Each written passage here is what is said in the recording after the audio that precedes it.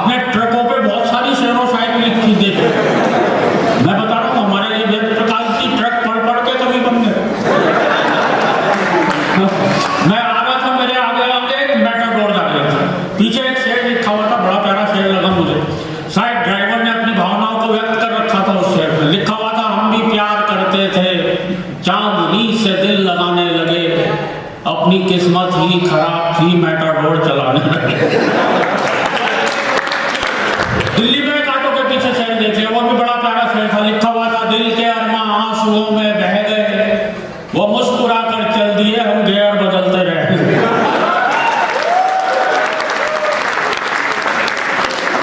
तो ये शेर शायरी भी नहीं कर सकते, लेकिन बड़े मन से सुना है। मैं सीधे सीधे ऐसी कविताओं तक आता हूँ मित्रों। हम लोग अखबार पढ़ते हैं, सुबह सुबह उठते हैं, जल्दबाजी में होते हैं, कभी कभी पूरा टाइम नहीं होता अखबार पढ़ने का। अच्छा, यहाँ पे भाई वेद प्रकाश जी ने राजनीति पर बहुत कुछ बोला। मैं राजनीति पर कुछ नहीं बोलूँगा। राजनीति में तो मुझे ध्यान आता है, हमें राजनीति से किस तरह से हाथ से मिल जाता है। हुआ क्या कि मेरे मोहल्ले में चुनाव हुए तो एक बड़ी दिलचस्प घटना मेरे मोहल्ले में घटी। एक लड़के ने एक लड़की को कमल का फूल भेंट कर दिया। अच्छा, लड़की को गुस्सा आ गया, उसने तुरंत उस लड़के के गाल पर एक तमाचा धर दिया। लड़का बोला, तुमने ये क्या किया? लड़की बोली, कुछ नहीं किया, तुमने अपनी पार्टी का चुनाव छीन लिया।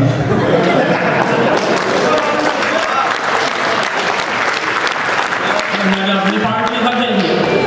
वो तो अच्छा हुआ बच्चों, लड़की बसपा की नहीं थी, वरना सीधे हाथी चढ़ाती उसको। राजनीति से भी हम लोग हंसी निकाल लेते हैं। राजनीति पर व्यक्ति क्या, मुझे एक भाषण ध्यान आ रहा है। देखो, नेता लोग आते हैं चुनाव के दिनों में भाषण देते हैं। कोई नेता भाषण देते भाषण देने में इतना एक्सपर्ट हो जाता है, उससे किसी भी विषय पर भाषण दिलवा दो। हुआ क्या कि मेरे मोहल्ले में एक वाटर टैंक बना, उसका उद्घाटन करने जो मेरे मोहल्ले के नेताजी आए, उन्होंने क्या भाषण दिया? बोले, भाइयों और बहनों, ये जो आप वाटर टैंक देख रहे हैं, इसमें वाटर भरा है।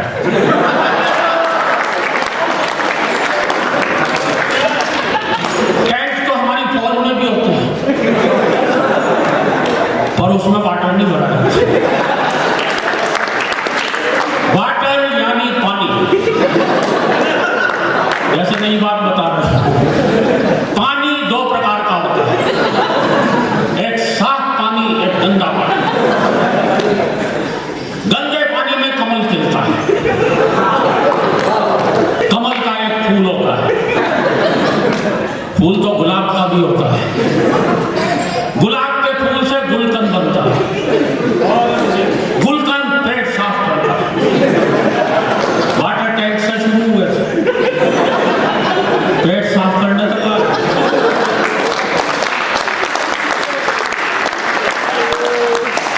पेट तो खरबूजा भी साफ करता है। खरबूजे को देखकर रंग बदलता है। रंग सबसे बढ़िया जर्मनी के होते हैं। जर्मनी वो जहां हिटलर हुआ था, हिटलर वो जिसने वार की थी। वार 8 प्रकार के होते हैं, सोमवार, मंगलवार,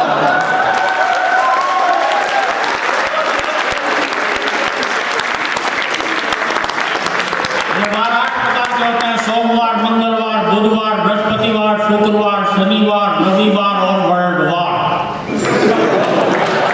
वर्ल्ड यानी दुनिया,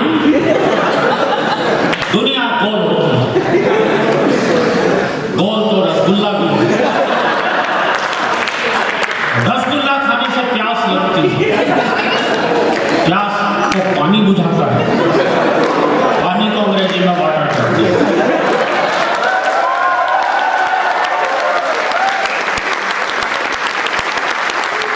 और उसी के लिए वाटर टैंक बनाया है।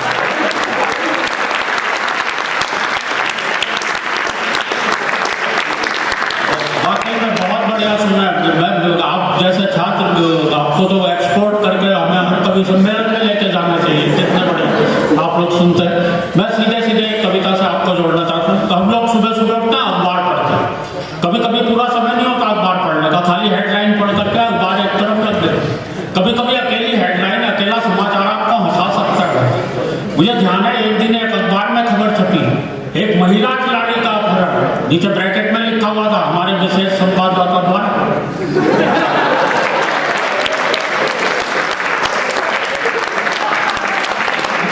अकेली खबर आपको हंसा देगी, ज्यादा जल्दबाजी में दो खबरों को मिलाकर पढ़ लें, दो हेडलाइन को मिलाकर पढ़ लें तो भी एक नई बात पैदा होती है। मुझे ध्यान है एक दिन एक अखबार में खबर छपी कि कई मंत्रियों को एयर इंडिया के खाने से शिकायत।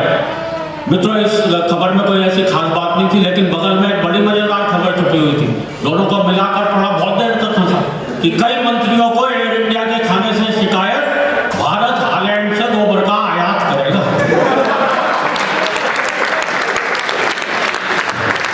इस तरह के प्रयोग मेरे कई वरिष्ठ कवियों ने मेरे से पहले किए। एक नया प्रयोग इसमें मैंने भी किया। एक दिन मैं अखबार पढ़ता हुआ सड़क के किनारे खड़ा हुआ था। अच्छा, एक बिल्कुल सच्ची घटना अपनी दिल्ली की आपसे शेयर करना चाहता हूँ। 3 साल पहले 16 नवंबर की यह घटना है। उस दिन हमारे यहाँ दिल्ली शहर में इतनी शादियां थी, एक ही शहर में 35,000 शादियां एक ही दिन में। सड़क पे पांव रखने तक की भी जगह नहीं थी। अच्छा, संयोग देखिए, उसी दिन हमारे देश में बकरा ईद भी थी।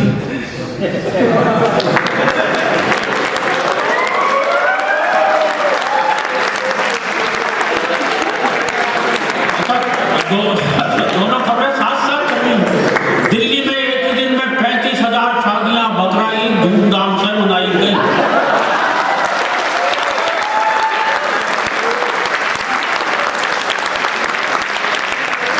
तो इस तरह के प्रयोग मेरे कई वरिष्ठ, जो मैंने नया प्रयोग किया इसमें, एक दिन मैं अखबार पढ़ता हुआ सड़क के किनारे खड़ा हुआ था।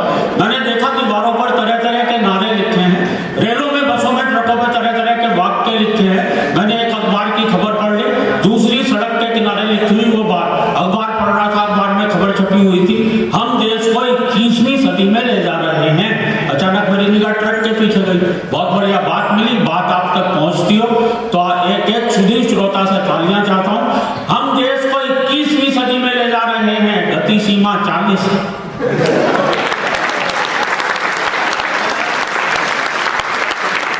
हम सन 2000 ईस्वी में 1 अरब हो गए, ठहरिए आगे खतरनाक मोड़ है। और इस जोड़े पर फिर आपकी तालियां चाहता हूं। 5 आतंकवादी अपने बम विस्फोट से खुद ही मरे, आत्मनिर्भरता ही सफलता की कुंजी है।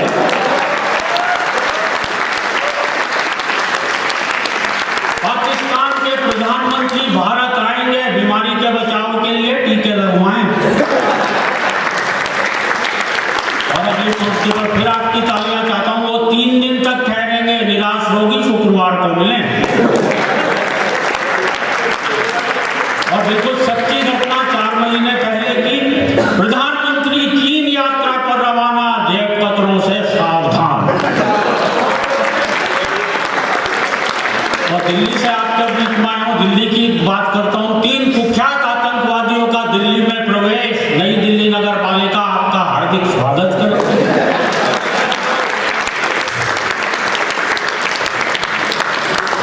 वाकई में बहुत मन से सुनना। मैं एक कविता भाई याद दिला रहे थे, मैं वो सुनाना चाहता हूँ। बहुत मन से आप लोग सुनना है, किसी कवि को हम भी नहीं करेंगे। करना भी मत, अपना खुद का प्रोग्राम क्यों खराब करोगे। बेटा क्या हुआ बेटा?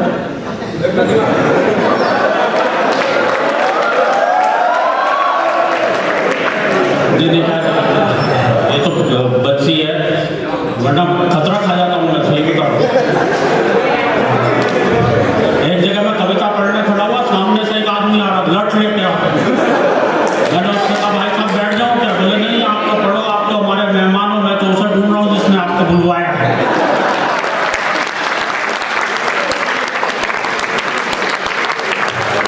लेकिन आपके प्यार ने हमें यहाँ पर बुलवाया है।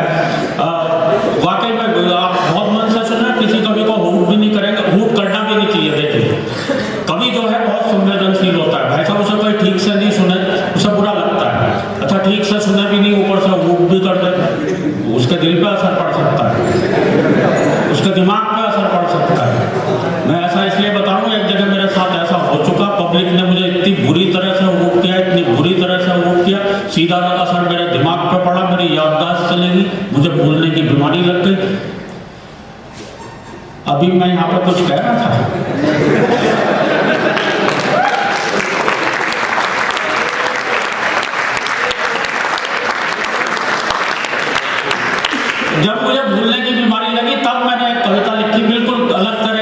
हास्य की कविता। हाँ बच्चों बैठ जाओ। उससे पता चलता है कि मुझे भूलने की बीमारी दोबारा लगने वाली है। आराम से बैठो, बहुत मन से सुन रहे हैं, बहुत अच्छा लग रहा है आपके बीच में। तो मुझे जब मुझे भूलने की बीमारी लगी तब मैंने जो कविता लिखी वो आपको सुनाना चाहता हूँ। बिल्कुल अलग तरह की हास्य की कविता है, मेरी श्रेष्ठ कविताओं में से एक है। एक बार तालियां बजाकर मन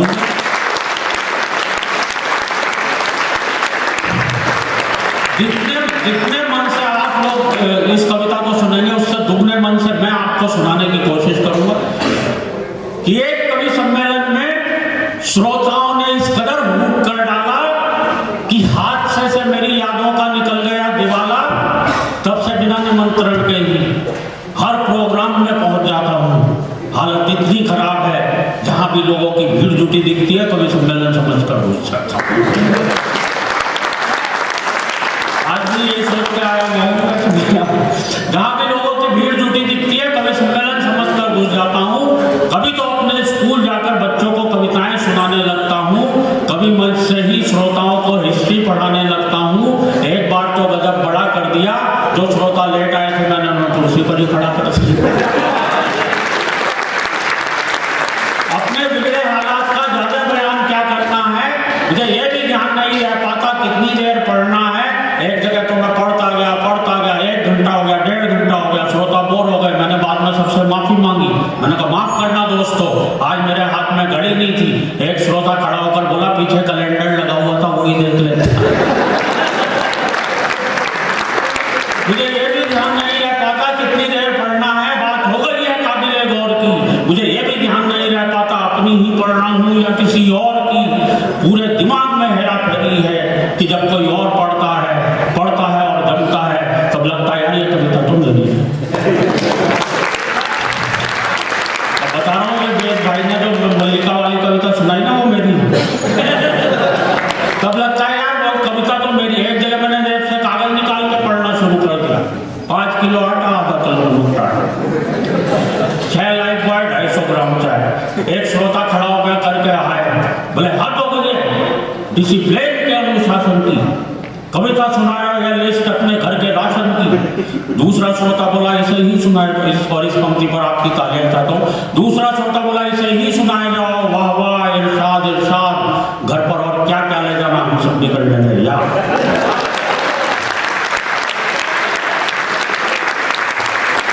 वैसे मियाँ आप किस फरेब में हैं, ऐसी एक कविता तो हम सबकी जेब में है। घर वाले भी मुझसे कुछ नहीं कहते हैं क्योंकि मैंने एक दिन अपनी पत्नी से पूछ लिया था ये घर में महेंद्र अजनबी कौन है जिसके रोज रोज फोन आते रहते हैं। गाड़ी बनाने के बाद एक बार तो और भी गजब कर दिया जब मैंने अपनी पत्नी से पूछा ये आईने में आदमी कौन था जिसकी मैं इतनी बढ़िया शेयर कर गया। रात को सोते समय और भी लफड़े में रहता हूँ। मेरा कुत्ता तो आराम से बिस्तर पर सोता है, मैं पलंग के नीचे कुकू करता है। कुछ समझ नहीं पाता हूँ, पत्नी कुछ काटते हुए उसे बुलाती है तो मिलाते हुए मैं पहुंच जाता हूँ। कुर्ती का ऐसा प्रमाण देता हूँ, वो रोटी उसे डालती है पहले मैं लपक लेता हूँ। सवाल खड़े हो गए हैं रोज मुझे यही पता नहीं लग पा रहा है भूलने की बीमारी मेरे कुत्ते को लगी है या मुझे। और दोस्तों भूलने का आलम ये है, तेल हाथ में लिया सर पे मलना भूल गए, कुर्सी पर बैठे तो उठना भूल गए, चौराहे पर खड़े हुए तो चलना भूल गए। और भूलने पर बहुत नई बात कहने जा रहा हूँ, आपकी तालियां उठनी चाहिए। चौराहे पर खड़े हुए चलना भूल गए और दोस्तों गंजे भी इसलिए हो गए क्योंकि मेरे सर के बाल उगना भूल गए।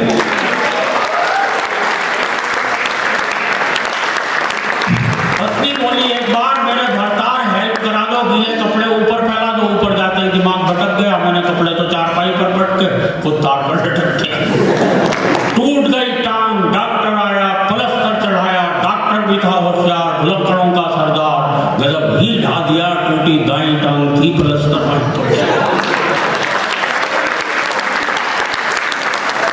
और दोस्तों भूलने पर इससे बड़ी बात कोई कह नहीं सकता जो मैं कहने जा रहा हूं। मैं क्या कहने जा रहा था तो भूल गया। लेकिन दोस्तों मेरे भूलने पर ज्यादा मत जाइए, कविता समाप्त हो गई है, तालियां बजाइए।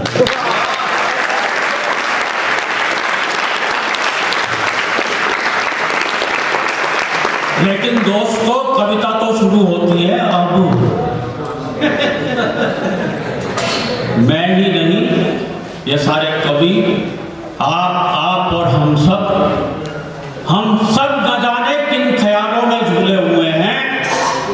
हम सभी कुछ न कुछ भूले हुए हैं।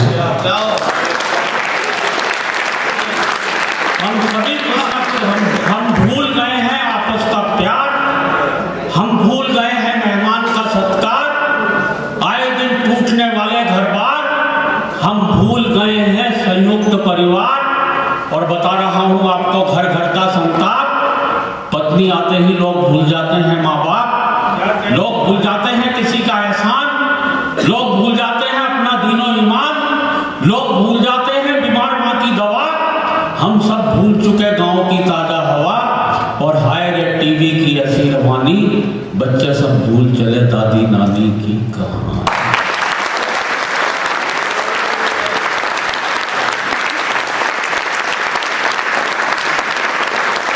हाय रे टीवी की ऐसी रवानी, बच्चे सब भूल चले दादी नानी की कहानी। राजनीति के वो चले खौफनाक इरादे, नेता जीतते भूल गए अपने किए वादे। नफरत का चढ़ चुका ऐसा जुनून है, हम सब भूल गए कि सबका एक जैसा खून है।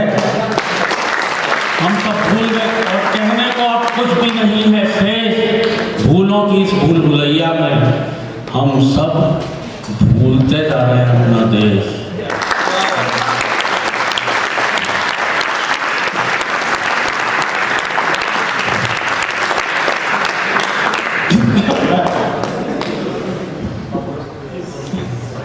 ये एक और बोलना बैठना जा रहा था, एक और बात सुननी हो तो मुझे बताएं जरा।